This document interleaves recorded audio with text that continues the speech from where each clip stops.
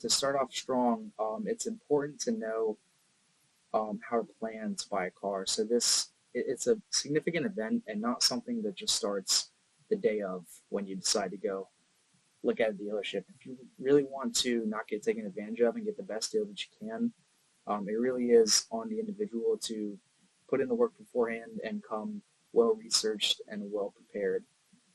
Some things you can do beforehand before you ever step foot in a dealership, and this could be 6 months to a year prior to knowing when you want to buy a car, is first and foremost be familiar with your FICO score, your credit score.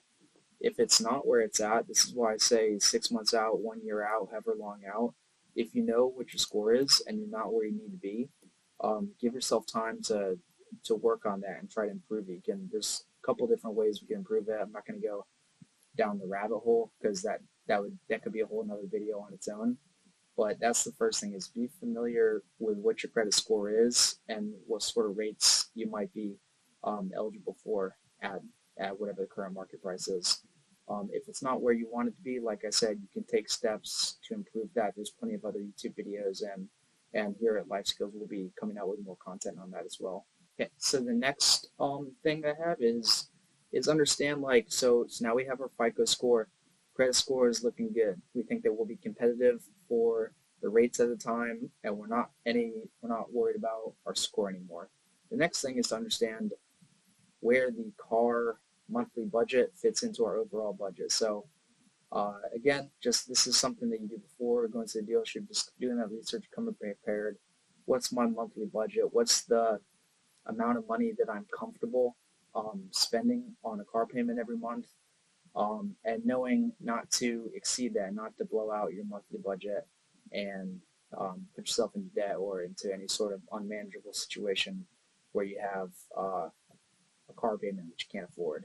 So if you need help with that, there's great resources for financial planners at USAA, at Navy Fed, at Penn Fed, like all these credit unions that most military members are familiar with and most are members of already. You can reach out to USAA, reach out to Penn Fed, reach out to Navy Federal Credit Union, and they can set you up with financial planners to help you understand your own budget if that's something you need help with. If you can do it on your own, that's great, but there's resources out there to help you guys if you need more help setting up your budget. And then the last thing, this kind of goes in terms of coming in before you go to the dealership prepared, is this ties in with using USAA or Navy Federal if you have those. It's always a good idea to come in pre-approved. You can get a pre-approved rate by either USAA or Navy Fed, and because they're credit unions, they typically offer pretty competitive and pretty fair rates, especially compared to what the dealerships might offer you on the spot there. So the worst case scenario is, say you get pre-approved by USAA or Navy Fed, and maybe the dealership can beat that rate. Great, then you actually just put them in competition with themselves, and maybe they beat it. And if they don't, then you already have a pre-approved rate from your credit union that you can feel comfortable about and know that you're not going to get ripped off by a lousy dealership rate. So that's kind of like the last tip that I have in terms of coming in to the dealership prepared and setting yourself up for success before you ever step foot through the door. Green Collar, if you're out there listening and if you have anything else that you want to add, please feel free. One thing that I would look at for senior leaders, for example, Navy Federal has a senior leader like interest rate. So if like E7 and above, for example, that'll give them more favorable rates. You'll actually get a discount a lot of times. So for example, I had a gentleman who was an E7 Green Beret that was buying a car, and he was able to get a reduced interest rate based off that discount. So it's kind of something to just keep in the back pocket if you are one of those senior leaders, kind of looking at, hey, like a senior enlisted discount, like you can get those things. Absolutely, yeah. Leveraging, like, just knowing what your benefits are and using USA or Navy Fed or dealerships probably have a lot of rebates and deals for military members out there. Great advice. Thank you for that. So just to recap, the 3 things that we talked about coming prepared in before you could ever show up to the dealership is 1, know your credit score, and if you need to improve it, work on improving it a year out, 6 months out from when you need to buy that car. Number 2, understand your budget and how it fits into your budget so you don't end up with a car payment that you can't afford and is turning your budget up over itself. And then if you need help with your budget, you can use those financial planners at USAA or Navy Fed or Penn Fed or those other institutions out there. And then number three, tying in with those credit unions out there, is come pre-approved to lock in a solid rate, a competitive rate before you ever show up at the dealership. It's probably going to be a better rate than what the dealership offers you on the spot the day of. So three little pro tips in terms of coming into the dealership prepared so that you're not going to get taken advantage of. Now let's transition to stuff you can do like the day of, some sort of tactics at the dealership or maybe right before you leave your house. So the number one is see if either the manufacturer or the dealership has military rebates. Often they do. When I bought my truck on a GMC Canyon, I made sure that I checked if GMC or the dealership that I was going to had military rebates, and they do. They usually do. You might not be able to stack them, so see which one is more competitive or more money. Maybe GMC or Chevy or Ford is offering a rebate, maybe the dealership is, and go with whichever one's more. That's if you can't stack them. So yeah, being in the military, there are incentives and things that we can take advantage of. So just being aware of what those are is going to be super helpful. So yeah, military rebates or military discounts, those are definitely a thing and super useful. Number two is consider, I'm not saying to definitely do it, but at least consider buying a used car as opposed to a new car, especially if you can find something that's what you want. As long as it's low miles and it can be relatively new, you're going to get basically the same car or at least something super similar for probably a much better value, because cars are one of those depreciating assets. The second you buy it, the second it drives off the lot and it has an owner, it depreciates immediately. So if you just buy, instead of buying a brand new 2024, if you could even buy a 2022, 2023, doesn't matter. It can still be relatively new. But as long as low miles, relatively new, no like major issues, it's going to be just as good as a brand new car. But you won't have to lose as much money in depreciation from the second you drive it off the lot. May not be for everybody, but it's definitely something to at least think about or consider, is consider buying used. It can still be relatively new, but used. Another thing to consider is, I think that not everybody should do this, but in certain situations, it can be a good idea to lease the car.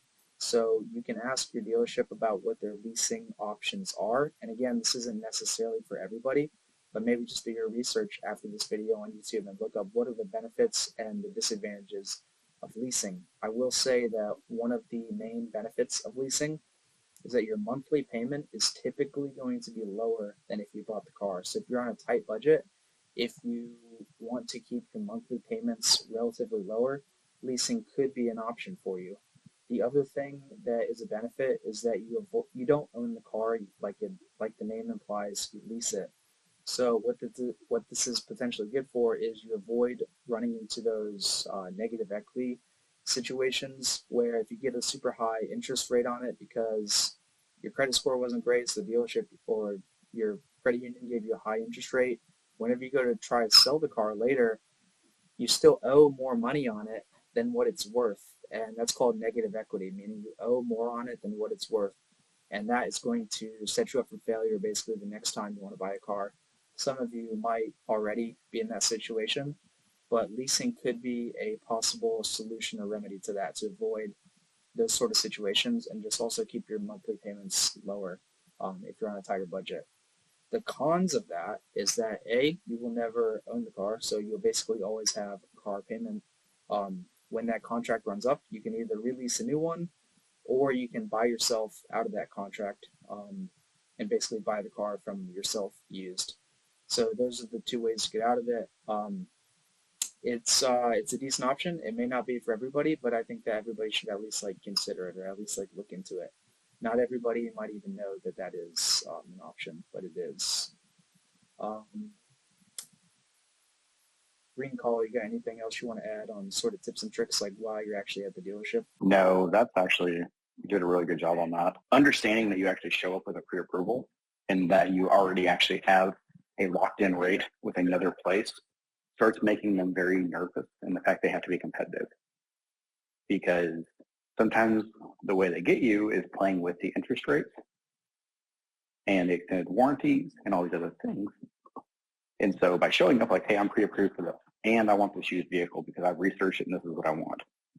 Now you start limiting their ability to upsell you for one, and then for two, you show up with a competitive rate that they now have to compete with, as opposed to you showing up blind, going, I really like this car. That's cool. They would love to give it to you at a non-competitive interest rate because that's how they make money. Yeah, absolutely. And just also kind of getting into the sort of human psychology sort of thing, sort of side of this, I think that when you show up to the dealership and you present yourself as prepared and well researched, I think that they are less likely to kind of play games with you and try to see what they can get away with. It kind of forces them to respect you a little bit more when you show up. You speak the language a little bit, you come in pre-approved, you already know what you're looking for. Maybe you're looking for um, a used car that you already looked at their website, you know that they have it in stock. So you're not just like kind of aimlessly wandering around like a chicken with your head cut off and have no clue what the competitive interest rates are. Because if you don't know what a decent interest rate is at the time, then that lends yourself to potentially getting taken advantage of. So yeah, coming in pre-approved, speaking the language, just coming across like you have done your research, just on the psychology sort of side is going to be in your benefit. They'll be less likely to play funny games with you. All right, that's all I have. Any other closing comments that you want to add? No, I think you did an awesome job. I appreciate you taking the time.